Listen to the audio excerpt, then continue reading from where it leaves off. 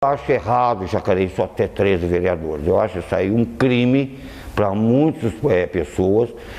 Hoje a Câmara ela tem direito, pela Constituição, a 6% do orçamento do município. Tá? Eu tenho informação que a Câmara não usa nem esses 6% e quando usa ainda devolve o dinheiro no final de cada mandato.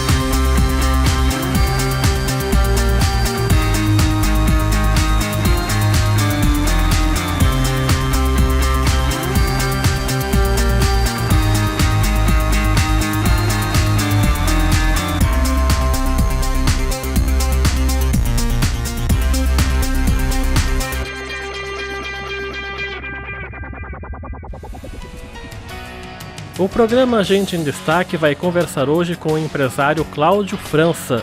Ele tem 66 anos e é natural de Natividade, no Rio de Janeiro. Nesta entrevista, ele vai relembrar a sua infância, a sua chegada em Jacareí e a sua vida na política.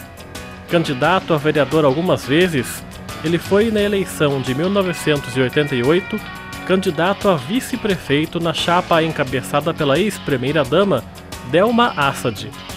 Cláudio vai recordar a história daquela disputa e falar sobre sua família. Bom, seu Cláudio, obrigado por ter vindo aqui na TV Câmara para essa entrevista. Eu queria começar essa nossa conversa com o senhor falando sobre a sua terra natal, que é uma cidade chamada Natividade, né? Natividade, Rodrigo, bom dia a todos.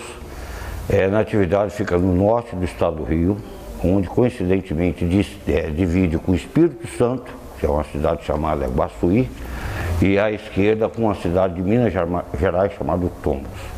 É uma cidade pequena, é uma cidade gostosa, porque nós pegamos uma geração que existia uma segurança total, você podia chegar em casa a hora que você quisesse, os estudos eram de professoras de fato, tá?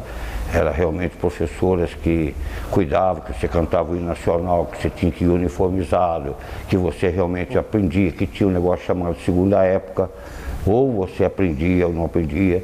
O mau comportamento, você ficava com castigo depois da aula. Então a nossa geração foi criada de uma maneira totalmente diferente, sem essa liberdade, sem essa... Comecei a trabalhar lá mesmo com 13 anos, registrado em carteira de menor. E lá eu permaneci, estudei, formei em contabilidade e depois vim conhecer uma cidade no estado de São Paulo chamada Jacareí. O meu irmão na época foi transferido em banco para essa cidade. E para nós foi muito difícil descobrir aonde ficava Jacareí, porque o jornal O Globo, por exemplo, chegava na nossa cidade às 3 horas da tarde, que era o primeiro ônibus que pegava no Rio de Janeiro, que levava para a Natividade.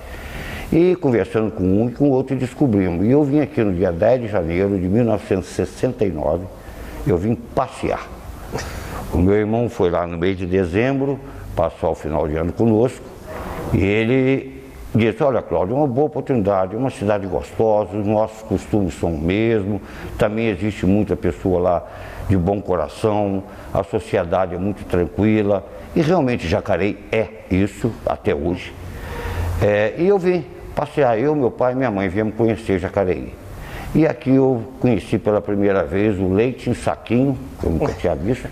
Eu nunca tinha participado, conhecido uma feira livre, e ali eu vi camisa, eu vi tanta coisa gostosa. Trabalhei no banco com ele 3 meses de graça para aprender o serviço bancário, porque na época eu não podia admitir parente dentro e ele tinha um cargo alto dentro do banco. E aí comecei a gostar e não voltei com meus pais. E aqui eu fiquei.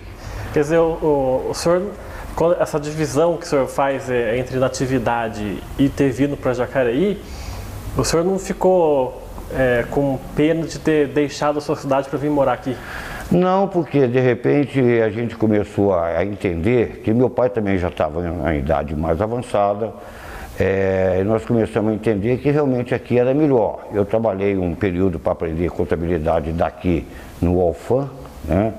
E trabalhei um período no banco, eu trabalhava no banco de dia e à noite. Logo depois meu irmão conseguiu no mesmo banco para mim, porque eu também vinha com uma experiência muito grande.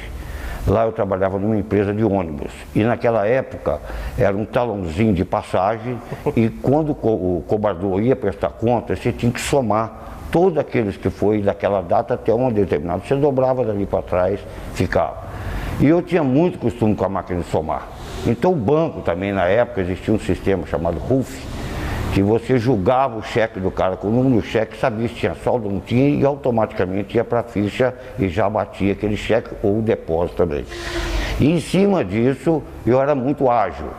Quando eu cheguei em São José dos Campos, a Jacareí, a compensação tinha, vamos dizer, 100 cheques, né? Em São José tinha 1.500 cheques. Então eu também, com a mesma, era ágil do mesmo jeito em São José, então o serviço rendia. Aí, conclusão, eu acabei trabalhando em São José, mas não gostava, como até hoje não gosto de São José dos Campos, eu sou muito bairrista, eu não gosto de São José dos Campos. E no final eu jogava bola também na época, eu tinha 20 anos, estava na flor da idade. E aquele tempo em Jacareí, o cara que era mais ou menos bom de bola tinha emprego quase que garantido. E eu disputei um campeonato de futebol salão no Trianon na época aqui, e o pessoal do Unibanco me viu, União de Bancos, na época do seu Caio Santos, que era o gerente, e logo em seguida eu fui trabalhar na União de Bancos de Jacareí, trabalhei 2 anos. Quer dizer, quem jogava bola mais ou menos tinha o emprego porque as empresas queriam, por causa do campeonato ali das empresas, né? Pois é, o futebol na época, o Vaziano, né, e aqui tinha o Vicente Esquema também, que era um belo de um campeonato, todo mundo tinha, era para a empresa, além da divulgação, existia uma confraternização entre funcionários para torcer para o time deles, né? Então isso aí unia muitas empresas, como há pouco tempo assisti um filme, e hoje no Fantástico você vê que o presidente vai conhecer os seus funcionários, né, disfarçado. E Jacareí na época, Jacareí não, na época, né, nós estamos falando isso no início da década de 70, o esporte era uma maneira de unir todo mundo junto. Então o nego trabalhava a semana toda discutindo o que ia acontecer no domingo com aquele time.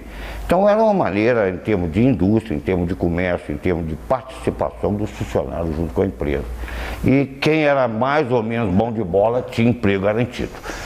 Outra coisa, nós participávamos no regime militar. E na época ninguém deixava, ele chamava de sujar a carteira. Se eu ganhasse R$1.000 ou 1.000 moedas que fosse, e o cara quisesse me pagar o mesmo 1.000, eu não aceitava porque ia sujar minha carteira, eu queria de 1.300 para frente. E assim era todo mundo, entendeu? Então era uma maneira também de segurar o funcionário, porque existia mais demanda, aliás, mais oferta do que demanda. Por exemplo, nós estávamos com a GM crescendo assustadoramente na região do Vale, nós tínhamos uma Fademac de Jacareí, nós tínhamos o Papel Simão, todo mundo precisando de serviço. Então o cara que era um pouquinho mais qualificado em alguma coisa, automaticamente ele tinha um emprego garantido. E se jogasse bola, mais garantido ainda. E os seus pais, que tipo de pessoas que eram seus pais e que tipo de educação eles deram para o senhor? Olha, na época, né, eu gosto de falar disso agora da época, porque foi a melhor época que uma pessoa podia viver, tá? A minha mãe não trabalhava. Minha mãe cuidava da educação dos filhos. A escola ensinava outras coisas, né? Mas a educação você vinha do berço. E meu pai era farmacêutico, aliás, um grande farmacêutico lá. Ele era um segundo médico da cidade, né? E com o decorrer do tempo, mais ou menos em 74, mais 73 para ser, 73 para ser exato, ele veio morar em Jacareí. Inclusive vieram meus outros 2 irmãos menores do que eu, também vieram morar aqui em Jacareí e aqui estão até hoje. E como é que a política começa a entrar na sua vida? Cheguei depois de banco, né, e querendo casar, que eu casei com uma jacareense, depois do banco eu comecei a receber ofertas para sair do banco e trabalhar. Eu fui trabalhar numa loja chamada Romildo Automóveis, que ficava na rua Barão de Jacareí. Era uma revenda de carros usados, e com capital muito grande, uma firma vinda de São Paulo, com capital muito grande, e o financiamento direto em até 36 meses, né? Porque não tinha tanto financiamento bancário também na época. E era uma firma que foi crescendo, eu entrei como gerente dessa firma, e com o decorrer do tempo ela virou uma concessionária Chevrolet chamada de Jasa, que ficava na rua Barão de Jacareí, em frente ao antigo supermercado Dias, onde depois virou um sacolão e ali virou uma concessionária Chevrolet. E como eu falo, nós ainda estamos no regime militar e logo depois chegou um senhor perto de mim para comprar um carro zero e comprou o carro e perguntou: quanto você ganha por mês? Eu falava: eu ganho 3 mil, não sei o que lá. Eu pago 6 para você trabalhar comigo, para você ser meu gerente lá. Então aí sim eu fui para a loja Celes na época, uma loja muito conhecida aqui de Jacareí. Nós tínhamos 4 filiais, até no dia, até outubro de 89, né? Em outubro de 89, eu de férias, até julho de 89, eu de férias, eu fiquei pensando: acho que chegou a hora de eu voar com as próprias asas. E resolvi montar uma coisa para mim que eu não sabia o quê. Então, pescando no rio Carangola, em atividade, pescando lá, eu falei: quer saber de uma coisa? Você sempre voltava para a sua terra? Todo ano eu vou lá 2, 3 vezes, até hoje. Lá, inclusive, houve a aparição de uma santa, que todo dia 12 de outubro eu vou lá para poder, dentro da minha religiosidade, eu vou lá para poder pedir a benção a ele e recebo. E então eu cheguei perto do Jonas, que era o dono da loja, falei: Jonas, eu vou tentar alguma coisa para mim. O Jonas me chamava de Fião. Pô, Fião, vá lá, você merece, né? E realmente, em setembro, dia 30 de setembro desse mesmo ano, eu inaugurei a França Presentes em Jacareí, que depois teve outras lojas e a coisa foi crescendo o lado meu comercial. E a política como é que passou? Muito bem, nessa altura de Loja Celes, eu tinha um time chamado Celes Clube, dentro da Loja Celes, inclusive disputando vários torneios, inclusive estadual mesmo. E um dia tinha o Muca, que era o presidente da Liga, e já fazia tempo que ele era presidente da Liga, e resolveram me lançar como candidato a presidente da Liga. E eu aceitei o desafio, porque eu também gostava da coisa. Eu estava muito bem, eu tinha o Jurandir Fonse me apoiando, eu tinha uma série de pessoas me dando apoio, e realmente ganhei a eleição, e aí sim começou. Quando chegou em 82, o BSL e o Dionísio, que também eu pertencia à maçonaria, e o Dionísio era da maçonaria, ele era candidato a prefeito, e falou: Cláudio, pedia comigo, sai candidato a vereador. Eu não pensava nada de política não, tá? Uma coisa: eu vou te ajudar. E realmente naquele ano, de 82, eu filiado ao partido. PDS, né? PDS na época. Na época existe o bipartidarismo, mas só que tem que o PT já estava começando a aparecer, o regime militar estava em sua fase final. O PDS lançou 3 candidatos e o PMDB lançou 3 candidatos. Exatamente. E eu apoiei na época o Dionísio. E junto com a minha clientela, então eu já tinha um nome em termos de clientela e algum participante da minha família, eu fui eleito na época com 610 votos, o 5º votado na cidade. E essa experiência sua como vereador, o que o senhor se recorda desse tempo? Eram mais vereadores do que tem hoje em Jacareí, né? Pois é, até hoje, inclusive, eu gostaria de tocar esse tema mais no final da nossa entrevista. Mas, na verdade, nós éramos 15 vereadores, 15 vereadores dessa Câmara. Nós tínhamos alguns exemplos muito bons, que era o Djalma Leal, o Mussi, o Mário Ney, o Miguel Raspa.